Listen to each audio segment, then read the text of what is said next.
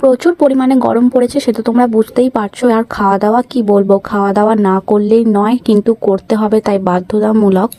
আর ঘরেতেও সেরকম কিছু ছিল না, আর বড়মশাইকেও আমি জোর করিনি কিছু আনার জন্য। ঘরেতে দেখছি ময়দা, পেঁয়াজ, আলু এইগুলো তো থাকেই। তো আমি ভাবলাম না, আজকে একটু গোলা রুটি করি। গোলা রুটি অনেকের কাছে কিন্তু খুবই চেনা একটা খাবার, আবার অনেকের কাছে খুবই অচেনা একটা খাবার। আমি বলবো গোলা রুটি খেতে কিন্তু বেশিরভাগ মানুষের খুবই ভালো লাগে। আমাদের বাড়ির সকলে কিন্তু এই খাবারটা খুবই পছন্দ। সন্ধ্যেবেলা যদি তাদেরকে আমি এটা করে দিই, তারা কিন্তু খুব খুশি হয়, কিন্তু আমার পিছনটা ফেটে যায়। যা পরিমাণ গরম পড়েছে, রান্নাঘরে ঢুকতেই যেন ভয় লাগে, যদি হার্ট ফেল হয়ে মরে যাই। ওইসব কথা বাদ দাও, চলো আমি তোমাদেরকে গোলা রুটি করার শর্ট টিপস বলে দিই।